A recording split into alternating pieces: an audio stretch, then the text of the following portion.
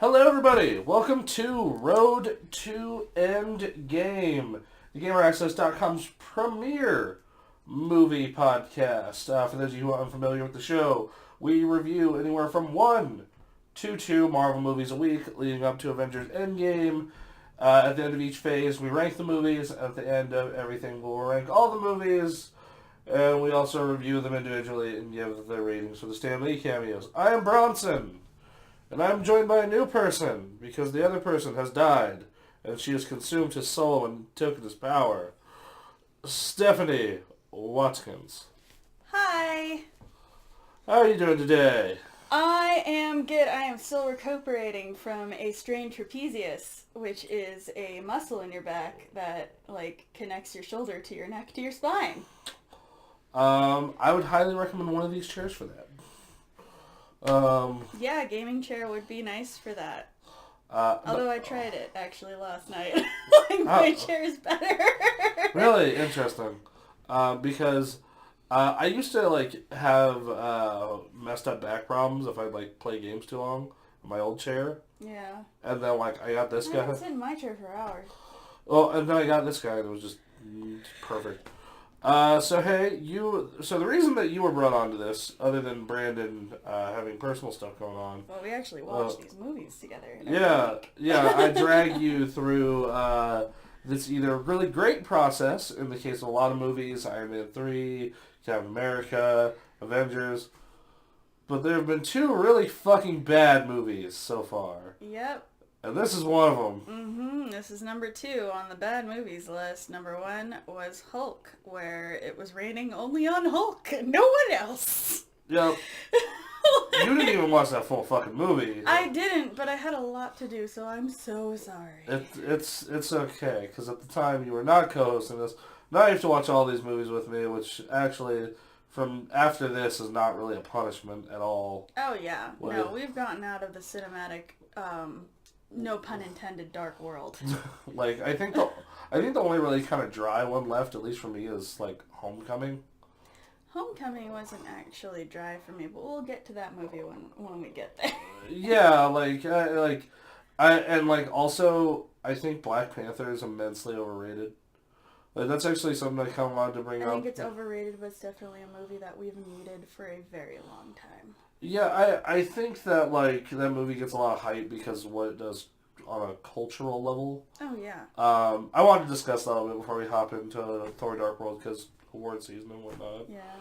It's nominated for Best Picture. Well, the only other movie that we have to go on for African culture is The Lion King. It's a good movie. To be fair, they got 2 winners, okay?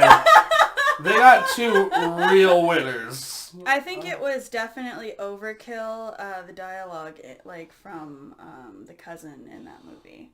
Yeah. It was way overdone. He was turned into a stereotype whenever he spoke, even though he was such a rich and diverse character, with a very, very dark upbringing. Yeah, Thormonger. Killmonger was weird. But yeah, we'll get to... I just wanted to bring that up because I actually, I looked at, all the Marvel movies last year, and, if I was going to give, one Best Picture, I probably would have given it to Infinity War or Spider-Verse. Spider-Verse was so good. Especially because I want to cosplay someone from Spider-Verse. I want to cosplay someone from Spider-Verse, too. So does Nicole. Fun enough. So yeah, let's talk about this horrible, shitty movie that we've procrastinated talking about. Right. So first off, this should tell you everything, is we watched this 2 weeks ago, and I don't remember fucking anything. Oh, I remember all of it the more I'm trying to remember it. I remember, it comes in and out like a fucking nightmare, just I'm trying to forget. Most definitely. My brain is trying to forget it. Yeah, it's fucking garbage. Yeah. So, I mean, it opens up, and I honestly love the visuals and the dark elf motif, really. It reminds me of, kind of reminded me of, something, Because usually when you think Thor, you think of, like, either the, like, Thor Ragnarok of, like, this weird, hyper-colorful fucking sci-fi thing, or you think of, like, God of War. But, like, this was very much, like, dark 80s sci-fi, like... You know what it kind of reminded me of? What? A little bit of Hellboy and the Golden Army. A little bit. Yeah, with the elves and that. Only Yeah. that was a much better storyline. I mean, the biggest problem with this movie, and it's actually a problem Hulk didn't have as much, even though I think this is better than Hulk, is I've always said the meanest thing you can say about a movie is that it's fucking boring. A movie can be so bad it's entertaining, a la The Room. Like that's a movie that's fucking horrible, but it's great to watch. It's funny. It's a fucking train wreck. This is just like, it's not good enough to even be as good as the first Thor, which is kind of middling in my opinion. Like I give it a 3 out of 5. It's definitely not as good as the first Thor, but we do get a lot less of those Dutch angles. True, but we get just as much Earth. And man, did that suck in the first Thor. It did. Also, where the hell is everyone when the world is going to hell in this? Also, why is Natalie Portman in both of these movies doing probably one of her worst acting jobs she's ever done? Oh, definitely. She trails off, even though her sentence didn't even make sense in the first place when they first re-meet. And the slap was definitely needed because he said that he was going to be right back and stuff like that. That was probably the only smooth transition in their dialogue. Well, not only that, but one of the best parts of Thor 1 is it's funny. Yeah. There's a lot of really good funny This there. one... Not funny at all. No, because... There's one very specific... We'll talk about that now. Alright. Loki's cameo in this movie, or the Captain America cameo through Loki is fucking incredible. It is the funniest shit. Yes, no, he definitely hits all the points, and it's just the fact that you don't even realize, you have to stop and realize that it's actually Chris Evans playing Chris Evans, instead of Loki playing Captain America. It's not like Tom Hiddleston got in a fucking Captain America suit. Yeah, but you feel that, and I love that. I love the coercive acting in that. Yeah, they did a really good job with that, that joke, that cameo. And I like how this is the second movie after the Avengers. And I like whenever they do world building like that. Because a lot of Marvel currently does feel a little stagnant except for what happened in Infinity War. Even you watch Iron Man 3 and then all the consequences of Iron Man 3 and then you watch the movie that are 2 weeks from now. Right. And you're like, what the fuck? Why did this reset a lot of the shit that was in Iron Man 3? It's because of the fact that they needed to have it, and they didn't necessarily know how to execute it, and so they have it, in existence. Honestly, I don't feel... the visuals, bomb as hell. Yeah, this movie looks really cool a lot of the time. But at the same time, it's all... I know it says Dark World, and it's supposed to be dark, but they have too many dark shots. You don't know what's happening at some points because of how dark the movie is. We have a high-end television that we watch these on. A very high-end television. And colors pop on this thing really hard. Very much so. And in this movie, that was not happening 90% of the time. And I'm did I fuck up the settings? Because I changed the settings for every movie. It was very dull. I'm what the fuck is happening? And that's a problem with the whole movie. Soundtrack, dry as fuck. Yeah. The soundtrack is not memorable at all to me. The visuals, most of the visuals are very dull outside of a couple of shots that look fucking incredible. The dialogue is very forced. The emotions very forced, except for Loki. And I think Thor himself does. Thor, yeah, you know what, with the whole mom thing. Yeah. Yeah, but it's very hard for him to act around the bad dialogue. I think and I think that's once again the one of the worst things I can say about a movie is is it's not fucking good or bad. It's boring. Yeah. And that's kind of everything I have to say about this movie. Is like there are some good parts, like visually, like that battle scene on Asgard with the ships and the fucking shield and like I feel like we all should that have was focused. really cool. Sorry. I feel like we should have focused more on the Doctor. Mm-hmm. Like, how did he get to the point where he's still going crazy?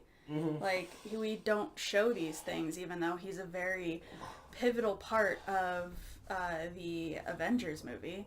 And later the next Avengers movie. Yes. And it's just disappointing that we just show him up in this movie, throw him in there as the naked guy that maybe he will have a good idea at the end to save the day. And he does, in fact, do that. Yes, he does, but we don't give him enough credit in this movie. movie. Well, none of that's just like, why wouldn't S.H.I.E.L.D. or like, because the next movie deals with what's going on with S.H.I.E.L.D., but like, right. Winter Soldier. But like, why wouldn't S.H.I.E.L.D. have this guy like in a fucking jail cell, or like at minimum like working with them? Well, not a jail cell. He's a very brilliant mind, but his brain has been tampered with, so he needs to just be rehabilitated. Right, but like, S.H.I.E.L.D. don't roll like that. S.H.I.E.L.D. sometime roll like that. I told you the exact freaking like thing that happened to Coulson in the series. Yeah, but I'm referring to movie S.H.I.E.L.D. Which yeah, that's very true. But at the same time, like, they even, I don't know. I just feel like they wouldn't just throw him in jail. That's not necessarily but that way. Like, I mean, even with the twins, yes, they were technically in jail. So I was like, am I getting ahead of myself? Yes, I am. But yeah, that's the next movie. But no, like, I'm just going to take that. What was this movie's post-credit scene? I don't remember it. Thanos, I believe. No, that was Avengers. What was it? Oh, it was God. the. I remember now. I remember. Okay, it was the two fucking. It was Thor's two shitty friends, giving an Infinity Stone to the Collector. Oh, right, my babby Collector. I love the Collector. I wish there had been a movie about him. Or at least, like, a little cartoon movie about him, something. Or even a bigger cameo. He is such, like, first of all, his actor, isn't it Del Toro?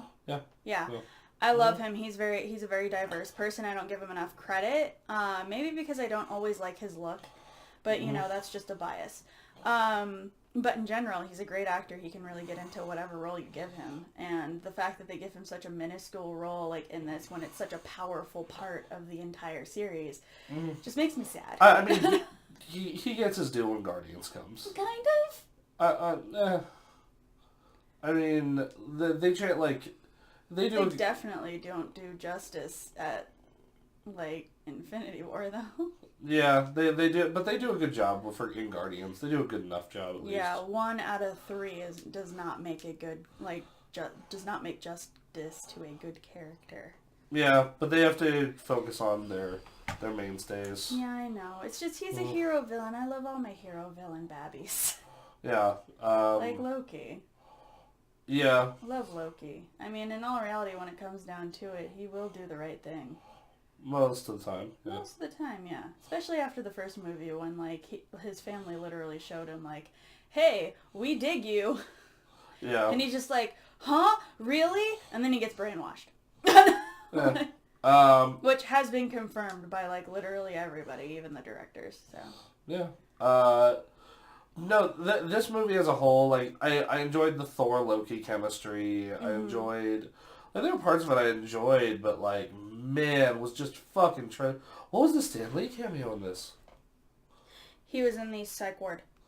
That's right. Can you give me my shoes back? Yeah. I didn't like the fact because, like, psych wards don't let you wear sunglasses inside. It wasn't very, like, fit well at all. That one, that doesn't bother me. No, but I mean, they're normally good at settings like that. They're normally good at putting him in the right setting, but that was clearly not the right setting. They should have had him in one of the scenes with, like, the pigeons or something. You know, like something nice and funny and fun-loving. What's, you know, my ideal Stan Lee cameo is actually, one where he's, like, secretly all-powerful, Guardians 2.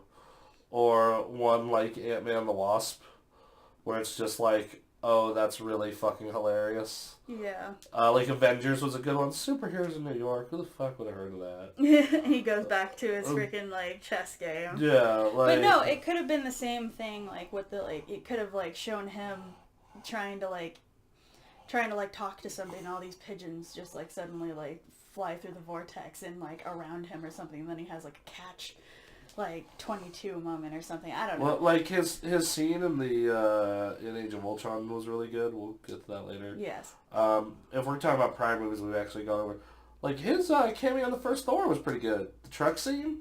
Oh, yeah. Yeah, where they're trying to move Thor's hammer with the truck, and, like, it rips out the truck base. Like, did I get it?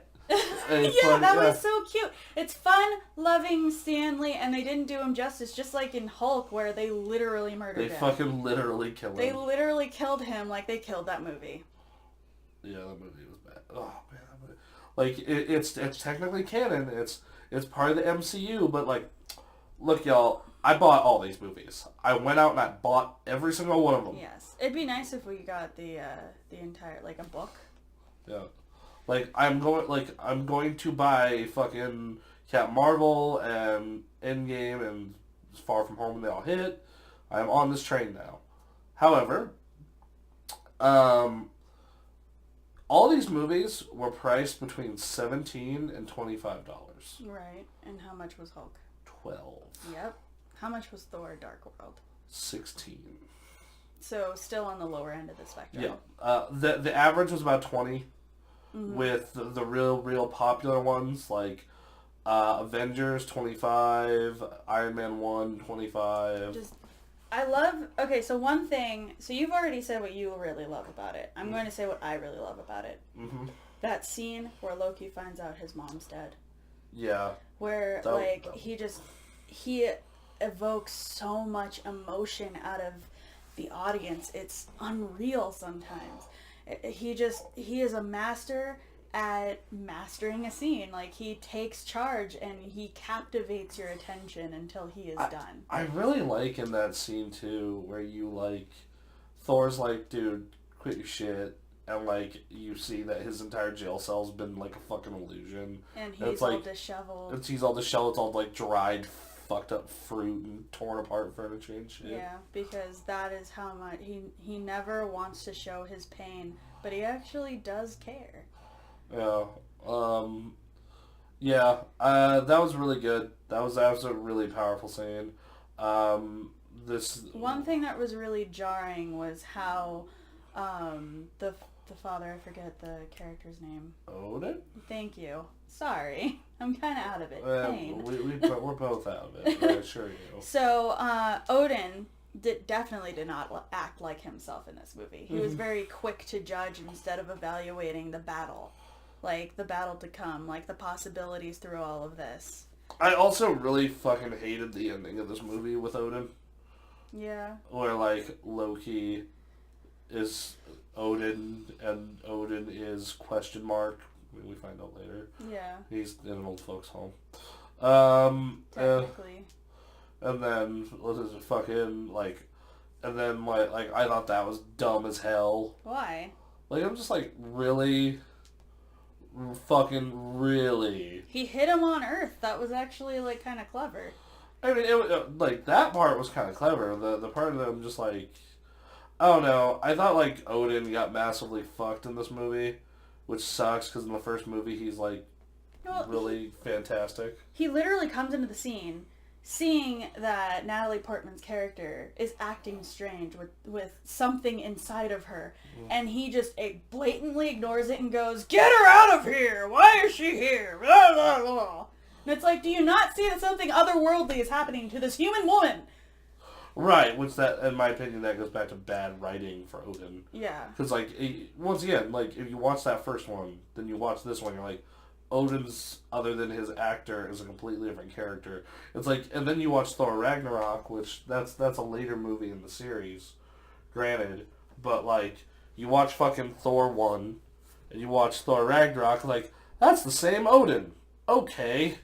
Then it's like, you have this fucking weird, out-of-character Odin in the second one. Weird, angry, freaking, don't know what to do with logic Odin.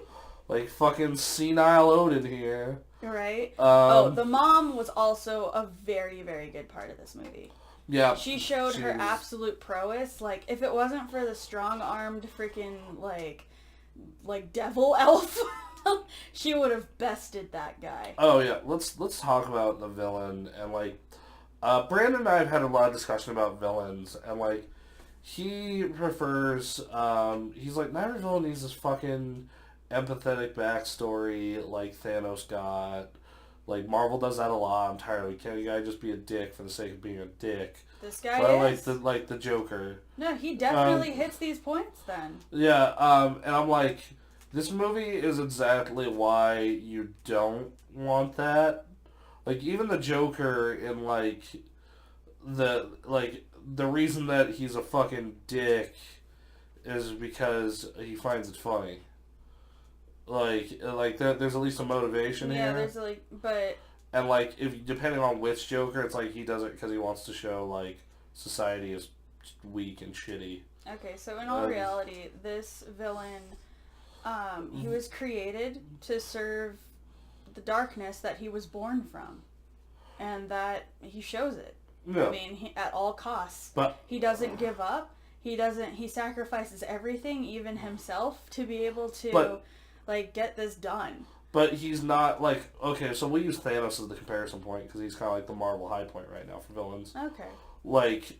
He's not engaging in any way, and, he just comes off as, when you look at Thanos and Killmonger, you're like, I understand why you do what you do, and I would maybe do the same thing, maybe, if I were a worse human being. Or in Thanos' case, no, Thanos, you won. Good job. Half of humanity or more is trash. Well, not only that, but it's the entire universe. Yeah. Half of the entire universe. Yeah, half of the entire universe is also probably trash. Yeah. So, yeah, good job, homie. This guy is just you don't have any scenes that make you go, oh, I get why you're doing what you do. And the Joker, he gets off on, you watch The Dark Knight, there are multiple scenes in The Dark Knight where it's he fucking gets off on it because he likes seeing society tear itself apart, for multiple reasons in his background. So, I'm not understanding why you don't like this villain now. I'm getting into that. Versus, you see Thanos, okay, obviously... You see his background. This guy, you look at his background, and it's just it feels very hollow in one note. It feels very hollow, very one note. It's very... He was definitely created that way. For lack of a better word, very comic booky. Evil for the sake of evil. He's not evil for the sake of evil. He was given a purpose. He's trying to execute it. I mean, it's simple, but it doesn't always need to be complex. Yes, I agree with that. I found him interesting regardless of the fact... I find Red Skull more interesting. Red Skull, yeah, he's interesting. Okay, so I find the Dark Elf, interesting as well because of the tactics that he has. Because of his mindset. He is able to really play the chessboard and almost win. Yeah, but I'm not against fucking terrible shitty opponents. It's not a terrible and shitty opponent. He literally was able to infiltrate and just that whole scene where they were able to slip in to Asgard and try to they did in fact mess stuff up. Yeah. They accomplished that goal of getting in under the radar, essentially. Yes, they did. I don't know. I just wasn't feeling him. He just feels very much just I am generic bad guy 42. You know who is really generic bad guy 42? Who? Taserface. Literally, yeah. But he just has no flavor to him. He has no just. Literally, I honestly forgot his fucking name. Oh yeah, I don't remember. I don't remember his fucking name. I barely remember his backstory.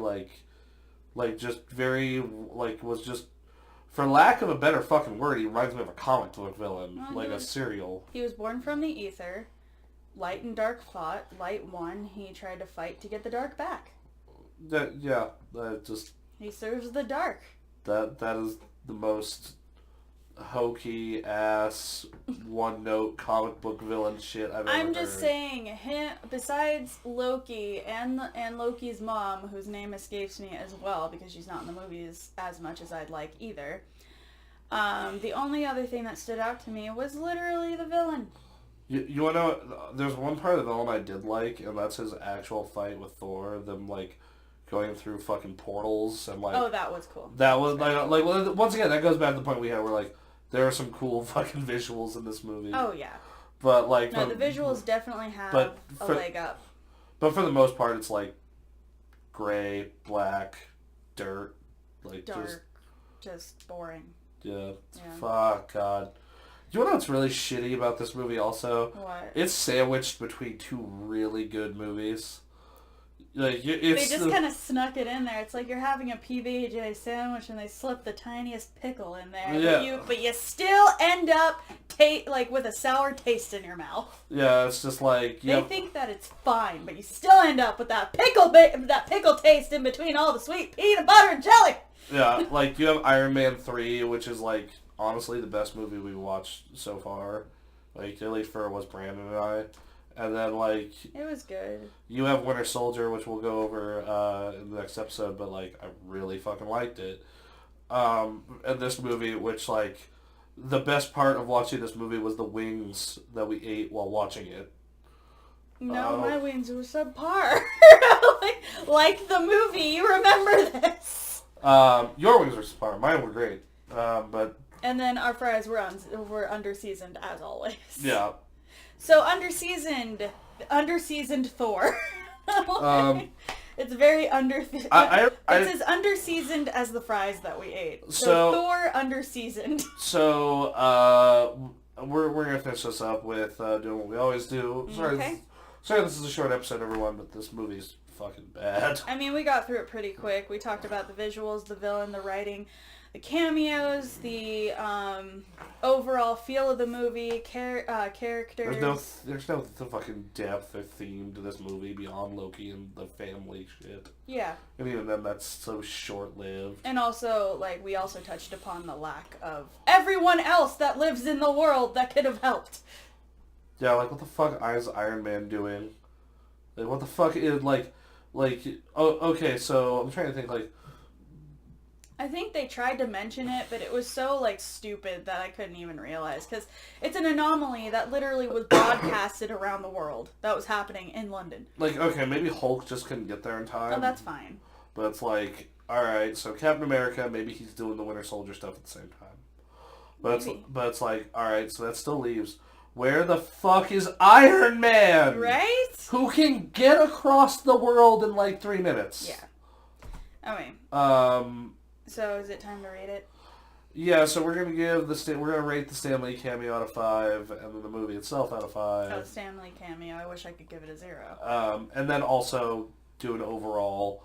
So the Stan Lee cameo, it's a 1 for me. It's a 1. It's very dry. Like yeah, hard 1. It's not a great Stan Lee cameo whatsoever. It didn't leave you going, oh, Stan Lee. You know, it was like that was it. That was Stan Lee. Well, so there's like 3 Stan Lee cameos in mine. There's like really good ones, like in Guardians 2 where he's with the fucking planners of the universe. Yeah. There's like kind of funny, but like that was alright ones.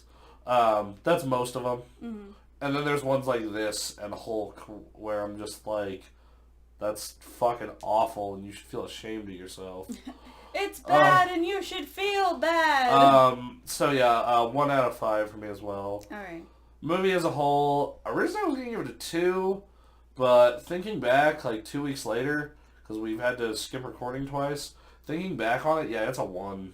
For me, I first rated it as a 1, but seeing as how I've actually been defending it, I'm going to bump it to a 2.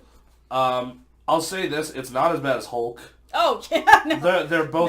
They are both 1s, mind you. Like, But Hulk is a solid 1. I would say Thor could be a 1.5. yeah, like if we did points, Yeah.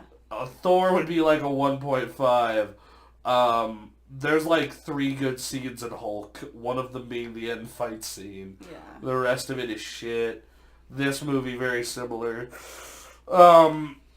Yeah. So great. So yeah.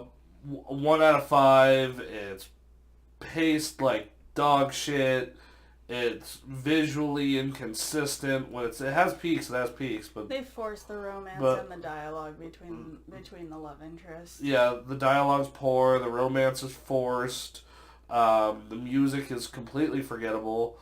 Like the what little good stuff there's enough of it. That cameo is golden. But like that cameo is like one of my favorite MCU cameos. See, they could have they gave Captain America such a great cameo, but they couldn't do the same justice for Stan Lee. Yeah, fucking Captain America cameo that Stan Lee did. Yeah. You know what would have been really funny if they would have really drawn that scene out and then each of the Avengers. Oh, that could have been. Good, yeah. It would have been like way too long, but it would have been really fucking. It would have funny. been the scene that everybody remembered. Yeah. Well, I mean, that's the scene everybody remembers. Like, literally, when you tell me, like, what's the best part of Thor: Dark World? I'm like, the Captain America cameo. Yeah. Like, the rest of this movie sucks. Is there a third thing that we need to rate? Or just the Stan Lee and the overall? Just the overall. Oh, okay. What'd you think? So I say 2. 2? You want to go into more detail? Or you good? Oh no, I've defended my claim. I do like the villain, even though he only has one purpose in life. He executes it well and with a lot of emotion. Like he has that like stern look, but he also has like fear in his eyes at times, and like he knows when he's defeated, and like and it's just like I love the mom in the movie. I love Loki in the movie. The visuals are bomb. It definitely heightens it a lot more than Hulk. So, in my opinion, it's a 2. Okay. Yeah, we'll be back actually literally tomorrow with Captain America Winter Soldier. Mm-hmm. That one is, I'm not going to tease anything, but that one is actually, like, I remember when I was talking with Macaluso about this at dinner, he's like, you do Winter Soldier yet? And he's just like, I'm like, not yet. And it's like, better fucking give it a 5. Like, this movie has a lot of hype on it because a lot of people really like the Winter Soldier. Like, a lot. A lot of people love Bucky. They're really gay for Bucky. The Buckman. Including Captain America. Soldier Bros. Yeah. I actually don't like Bucky all that much. A lot of people... Like, they make him kind of two-dimensional at times. Like, it's not that. Like, just something about Bucky just... Like, in all of these films, from the first one through fucking Infinity War, I'm just like... Oh, they made me feel something in the first Captain America for Bucky. Like, for sure. Not so much in this next movie, actually. Yeah, so that's a little taste. I mean, we get really into it in the later movies, and that's when you start feeling stuff for Bucky again, but we'll get all into that, like, eventually. I'm very... one thing I'm excited about doing the rest of this show with you is... I don't really know Brandon's... Like, I kind of know Brandon's taste in movies, where he's going with most of these. Mm-hmm. There have been some exceptions where, like, we both came out of Iron Man 1 being like, fuck, that was awesome! Yeah. And, like, same with Iron Man... I agreed. We all had, like, Iron Man boners. Yeah, and then same thing with Iron Man 3, but, like, then there were, like, some... Like, the hardest split so far for him and I was Avengers 1. Mm-hmm. He thinks Avengers 1's a 3 out of 5. It's a very solid middle. And I think it's a 4 out of 5, almost a 5 out of 5. Oh, it's, like, honestly, I would give it a 4 out of 5. It's very... It's... Actually, I would give it a 5. No, there are parts of that movie when I sat down to dissect it that week before I scored it. Like, yeah, but that's your score. My score is a 5. Yeah. So I'm curious to see how we're going to differ on Winter Soldier and Guardians and Age of Ultron and Ant-Man these next few recordings. Well, you are a die-hard Ant-Man fan. Yeah. That's fine, as long as the microphone's okay. We're good. But no, like, you are a die-hard Ant-Man fan, and honestly, I do not have a 500% chub the entire time I'm watching that movie. I do. I'm just like, this is the weirdest, dumbest superpower, and I love it so much. I wish I could have Ant-Man's superpower. Yeah, that's pretty cool. It's actually just the suit, though. Yeah. The superpower is the suit. And his mind. Kind of? See, he's oddly smart. In a fucking weird in a way. way. Like, if he puts his mind to it, he can actually learn a lot of things. Yeah. Also, but he doesn't use his potential. Anyway, we're getting into a different movie that we're not supposed to be discussing. Also, Baskin-Robbins always finds out. Baskin-Robbins always finds out. Alright, I'll be back next week to Winter Soldier, guys. Thanks for listening.